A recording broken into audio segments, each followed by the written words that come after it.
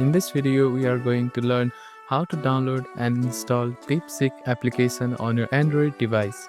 First of all, make sure that you are connected to your internet. After that, find Play Store on your device and click on it. Now, click on the search bar at the top of your screen and type in DeepSeek and click on search. After that, you will find the logo like this. Click on it and click on install button. It may take some time depending on your internet speed. After the download is completed, it will automatically get installed. After the download is completed, click on open to use the application. You can also find this application on your home screen. Simply tap on it to use. So that is how you can download and install DeepSeek application on your Android device.